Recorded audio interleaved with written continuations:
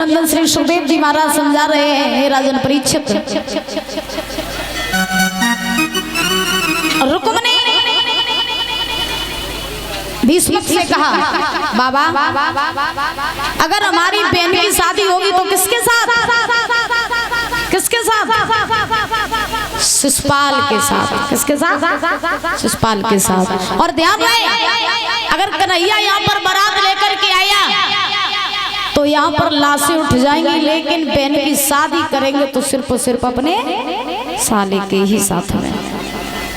जब ये बात कही तो कहने के बाद में भीष्मक ने जवाब दिया, बेटा अगर तुम यही चाहते हो कि रुक्मिणी की शादी शिशुपाल के साथ में हो जाए तो कोई बात नहीं, तुम बड़े हो गए हो, अपने निर्णय तुम स्वयं ले रहे हो, तो जैसी तुम्हारी इच्छा, तुम्हें यही पसंद है कि तुम रुक्मिणी की शादी शिशुपाल के साथ करना चाहते हो, ठीक है कर दो साथ। तो रुकुम ने देरी नहीं की, रुकुम लौट करके आया अपने महल में, और महल में आकर के रुकुम शिशुपाल के लिए पत्र लिखने लगा। और जैसे ही रुकुम शिशुपाल के लिए पत्र लिखने लगा,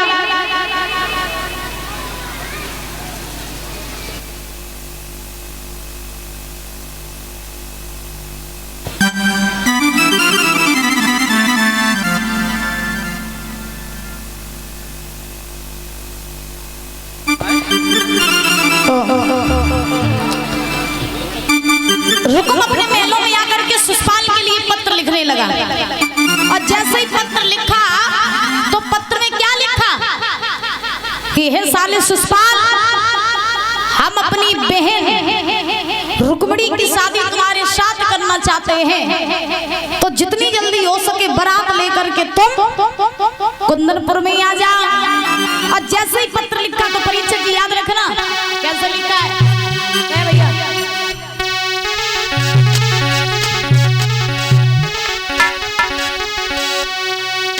आज रुकुम शिशुपाल के लिए पत्र लिख रहा है।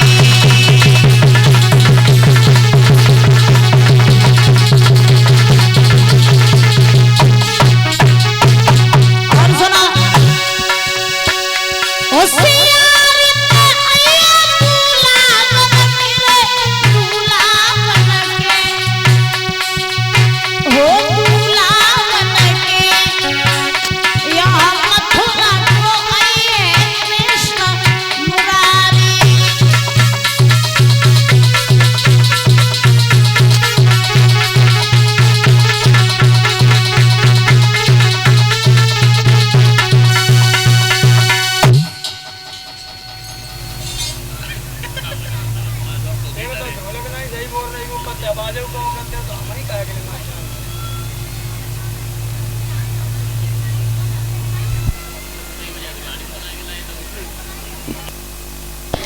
गोविंद भगवान की। महाराज आज रुक्म ने शिशुपाल के लिए पत्र लिखा और पत्र में लिखा कि हे साले शिशुपाल, हम अपनी बहन रुक्मिणी की शादी तुम्हारे साथ करना चाहते हैं, तो जितनी जल्दी हो सके बारात लेकर के कुंदनपुर में आ जाओ। लेकिन याद रहे आना होशियारी से। क्यों? क्योंकि हो सकता है कि यहाँ पर द्वारका का राजा कन्हैया भी आए, तो होशियारी से आना, फौज तैयार करके। पत्र लिख दिया, लिख करके पत्र पहुंचा दिया नाई पंडित के द्वारा महाराज सनेली में शिशुपाल के पास। अब जैसे ही शिशुपाल के पास में पत्र पहुंचाया और शिशुपाल ने जब वो पत्र पढ़ा तो शिशुपाल अपनी राजगद्दी पे बैठो रहे और पत्र पढ़ के खुशी के मारे नाचन लगो। जब ब्याह की खुशी सभी हो है। हाँ, अगर कहूँ भैया को रिश्ता आ जावे, फिर देखो पेट में लड़ुआ फूटत।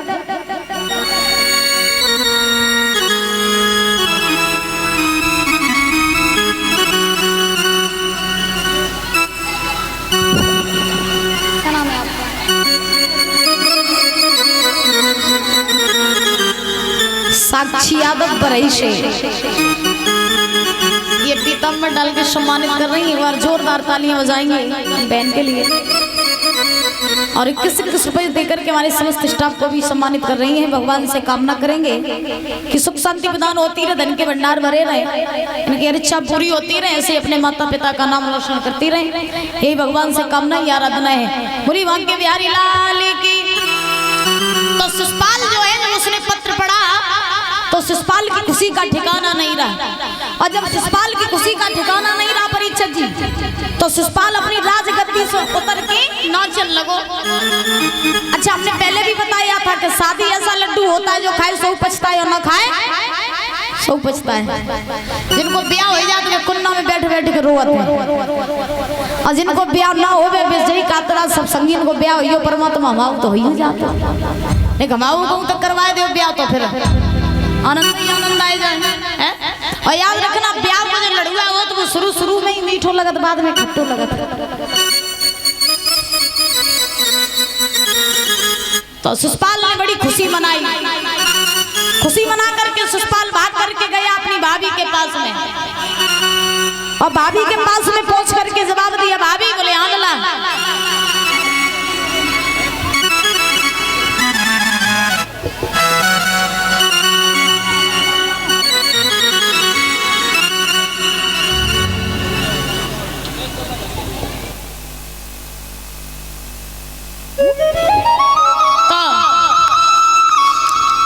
शिशुपाल दौड़ता हुआ अपनी भाभी के पास में पहुंचा,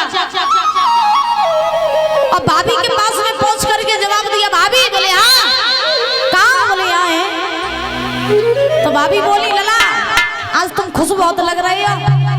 शिशुपाल बोला हाँ भाभी खुश तो हम हैं। तो भाभी बोली खुशी को कारण क्या है? शिशुपाल बोलो खुशी को कारण तो जा है कि तुम हमें दूल्हा बनाए दो। क्या बनाए दे? दूल्हा। भाभी बोली लला न कहूँ तो पत्र आओ, न कहूँ तो लगन आई, दूल्हा तुम्हें बनाए दे। दूल्हा बनने के बाद सन कैसे चढ़े आओ तुम्हें? शिशुपाल कहने लगा ज्यादा क्वेश्चन मत करो, तुम जल्दी से जल्दी हमें दूल्हा बनाओ, जल्दी दूल्हा बनाओ।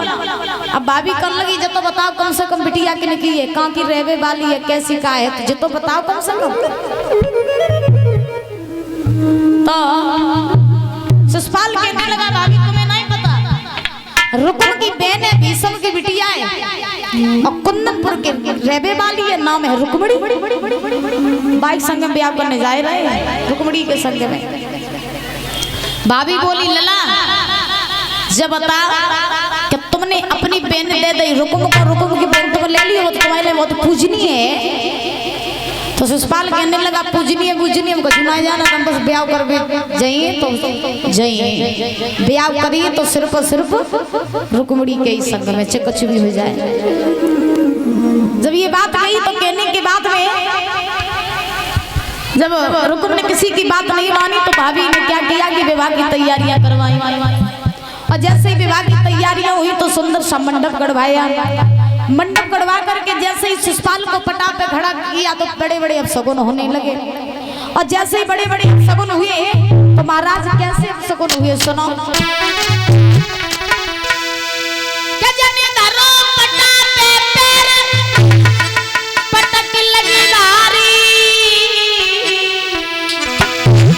और जने शीश पे मोर दरी छीक गई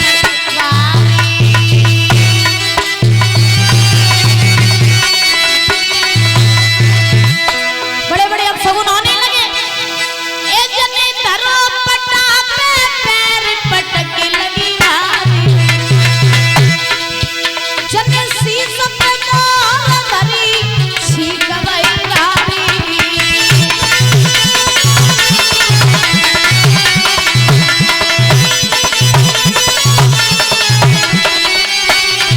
और बोलू महाराज बिलैया घर में रोई रही है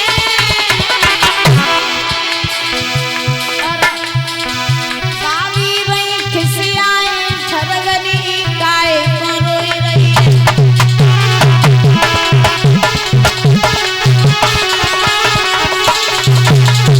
बोली दिया मेरे लला को दिया बिलैया काहे को रोई रही है। कार्तिक तेरे देवरा को दिया बिलैया काहे को रोई रही है।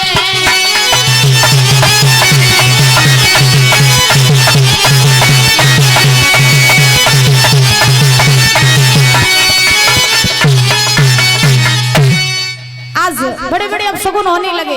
जैसे ही बड़े बड़े अपशगुन हुए तो इधर घर में बिल्ली लोग रो रही है। जैसे ही शिषपाल दूल्हा बनने के लिए पटा पे चढ़ो तो पटा से नीचे गिर पड़ो। शीश पे मोर रखी छीक हो गई। भाभी ने फिर रोका बेटा भी कुछ नहीं